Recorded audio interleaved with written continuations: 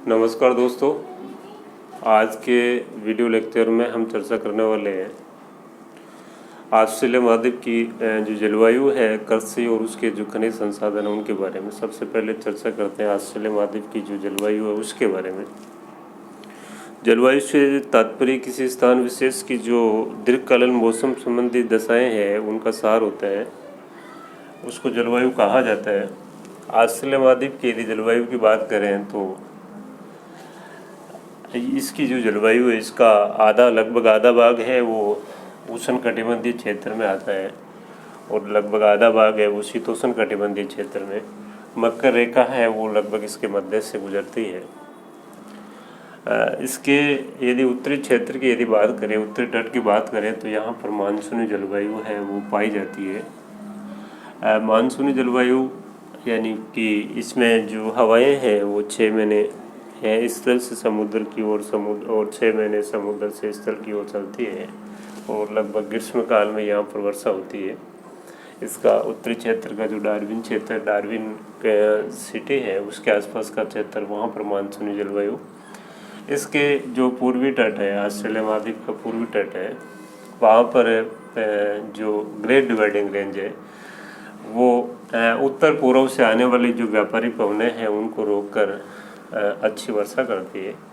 इसलिए यहाँ पर वर्षा का औसत है वो काफ़ी अधिक रहता है। परंतु इसके जो पश्चिम का भाग है, उष्णकटिबंधीय क्षेत्र का जो पश्चिम का भाग है, वहाँ पर वर्षा कम होने और तापमान अधिक रहने के कारण ये क्षेत्र शुष्क है और यहाँ पर मरुस्थलीय प्रकार की जो जलवायु है वो यहाँ पर देखने को मिलती है। इसी प्रकार इसके दक्षिणी भाग में यानी जो शीतोष्ण कटिबंधीय क्षेत्र है यहाँ पर, और इसका जो दक्षिणी भाग है यहाँ पर भूमध्य सागरीय जलवायु है वो देखने को मिलती है। मेलबोर्न एडिलेड के पास में भूमध्य सागरीय जलवायु। और इस जलवायु की अपन पहले पढ़ चुके हैं कि इसकी मुख्य विशेषता ये कि इसमें जो ग्रीष्म काल है वो शुष्क रहता है, शीतकाल में वर्षा होती है और यहाँ पर विशेष तौर से सिट्रस प्रकार के जो फ्रूट्स है वो यहाँ पर पाए जाते हैं। इसके अतिरिक्त इसका जो तस्मानिया और विक्टोरिया का दक्षिणी भाग है, यहाँ पर पश्चिमी यूरोप तुल्य जलवायु है वो पाई जाती है और यहाँ पर जो पछुआ हवाएं हैं उनके माध्यम से वर्ष भर वर्षा होती रहती है। तस्मानिया का जो होबार्ट है, होबार्ट तस्मानिया केंद्र शासित प्रदेश की राजधानी है, तो यहाँ पर पश्चिमी यूरोप तुल्य जलवायु।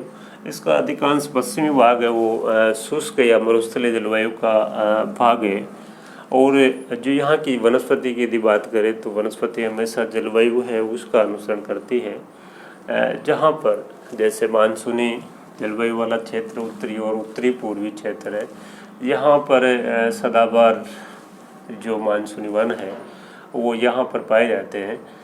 भूमध्य सागरीय क्षेत्र में सिट्रस प्रकार की जो वनस्पति है, झाड़ियाँ हैं वो यहाँ देखने को मिलती है। और जो यूकेलिप्टस का यहाँ का एक विशेष प्रकार का पेड़ है वो यहाँ पर बहुतायत में पाया जाता है। यहाँ इसके अतिरिक्त जो पश्चिमी भाग है वो मरुस्थलीय प्रकार की जलवायु होने के कारण वर्षा कम होती है, तापमान अधिक रहता है, इसलिए यहाँ पर मरुद्भिद प्रकार की जो वनस्पति है वो पाई जाती है। तो ये ऑस्ट्रेलिया महाद्वीप है वो जलवायु की दृष्टि से काफ़ी विविधता रखता है। दूसरा, इसका जो कृषि, यदि कृषि की बात करें ऑस्ट्रेलिया की, तो ऑस्ट्रेलिया का लगभग है वो 15% भूभाग है। टोटल इसका जो एरिया है उसका 15% क्षेत्र है वो कृषि योग्य है, परंतु यहाँ केवल 6% भूभाग है उस पर ही जहाँ पर एग्रीकल्चर यानी कृषि की जाती है। यहाँ का जो मुख्य यदि व्यवसाय की बात करें तो यहाँ का मुख्य व्यवसाय है वो पशुपालन है। यानी कि यहाँ पर इस देश में और विशेष तौर से इसके जो क्वींसलैंड, न्यू साउथ वेल्स और विक्टोरिया, ये 3 प्रांत हैं, यहाँ पर मुख्य रूप से जो अच्छी नस्ल की गायें हैं जैसे होल्स्टीन फ्रीजियन, रेडेन, ये दुधारू गाय है और उसके साथ साथ में यहाँ पर जो भेड़ पालन है वो मुख्य रूप से किया जाता है। क्वींसलैंड और न्यू साउथ वेल्स को भेड़ पालक राज्य के नाम से भी जाना जाता है। और इसका कारण है कि यहाँ पर जो चरागाह है उनमें पौष्टिक घास है वो पाई जाती है, और चरागाह है उनका जो साइज है वो भी काफ़ी बड़ा है। और व्यावसायिक कॉमर्शियल दृष्टि से यहाँ पर भेड़ पालन किया जाता है। यहाँ पर स्पेन से आयातित मूल रूप से स्पेन की है मैरिनो नस्ल भेड़ की, और उसका पालन यहाँ पर किया जाता है। मैरिनो नस्ल की जो भेड़ है वो संसार में, संपूर्ण विश्व में एक अच्छी नस्ल मानी जाती है, और उसका ऊन है वो काफ़ी, उसका लंबाई है रेशे की, और उसकी जो क्वालिटी है वो अच्छी होती है। चीन के बाद में संपूर्ण विश्व में जो ऑस्ट्रेलिया है वो ऊन उत्पादन में लगभग विश्व की 1/3 ऊन का उत्पादन है वो ऑस्ट्रेलिया है वो करता है। इसके साथ ही यहाँ पर यदि देखें जो इसका न्यू साउथ वेल्स यहाँ पर जो मुर्रे और डार्लिंग बेसिन है वो यहाँ पर गेहूँ है उसका प्रमुख उत्पादक क्षेत्र है। ये जो क्षेत्र आपको दिखाई दे रहा है, उसके साथ साथ में जो विक्टोरिया का जो ग्रेट प्लेन्स है वहाँ पर भी गेहूँ की खेती की जाती है। और ऑस्ट्रेलिया में जो पॉपुलेशन है वो कम होने के कारण यहाँ जो उत्पादित गेहूँ है उसका अधिकांश निर्यात किया जाता है। उसके साथ साथ ही क्वींसलैंड है वहाँ पर वो इसका मुख्य मक्का उत्पादक प्रांत है, और जहाँ पर लार्ज स्केल में मक्का है वो उगाई जाती है। क्वींसलैंड और न्यू साउथ वेल्स में यहाँ पर यानी कि जो मकर और आपका इक्वेटर, इनके विषुवत रेखा, इनके बीच का जो क्षेत्र है यहाँ पर जो उष्णकटिबंधीय क्षेत्र है यहाँ पर गन्ना और कपास है। यानी कि न्यू कैसल ब्रिस्बेन के आसपास का जो क्षेत्र है, और जो आर्टिजन बेसिन पिछले व्याख्यान में अपन ने पढ़ा था वहाँ पर भी जो आपका गन्ना है, कपास है और गेहूं का उत्पादन भी यहाँ पर किया जाता है। इस प्रकार से कृषि क्षेत्र की दृष्टि से यानी कि इसका कम क्षेत्र 6% जो ज्योग्राफिकल एरिया है उसमें एग्रीकल्चर की जाती है, परंतु फिर भी जनसंख्या कम होने के कारण यहाँ पर जो उत्पादित कृषि उत्पाद है उनका उपभोग कम होने के कारण दूसरे देशों को निर्यात कर दिया जाता है। तीसरा, यदि खनिज संसाधनों की यदि बात करें तो खनिज संसाधनों की दृष्टि से जो ऑस्ट्रेलिया है वो काफ़ी समृद्ध है। इसका जो केप यॉर्क प्रायद्वीप है यहाँ पर इसका क्षेत्र है कि वीपा, ये संपूर्ण विश्व में यानी कि जो बॉक्साइट है उसके खनन का,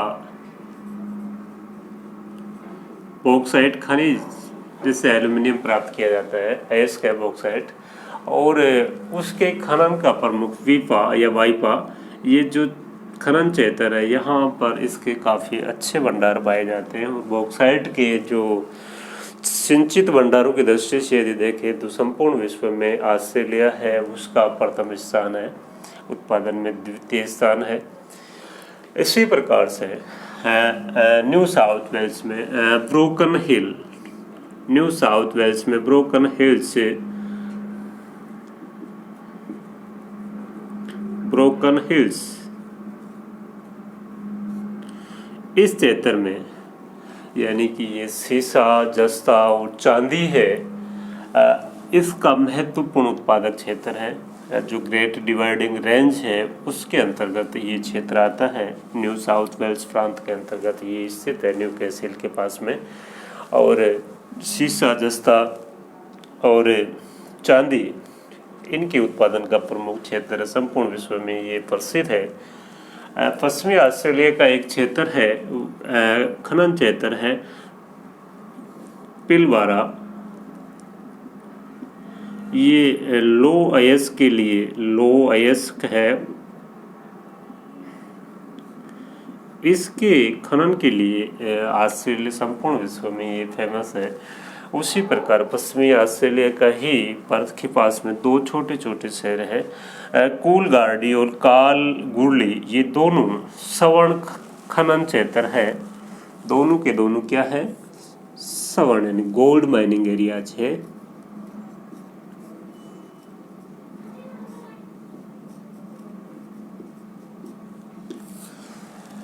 इस प्रकार से ऑस्ट्रेलिया महाद्वीप और यदि देखें तो इसका उत्तरी क्षेत्र में डार्विन के आसपास का जो क्षेत्र है, यहाँ पर एलिस है, वो यहाँ का पेट्रोलियम और जो प्राकृतिक गैस है उसके जो प्रमुख मेन रिजर्व है, भंडार है, वो यहाँ पर पाए जाते हैं।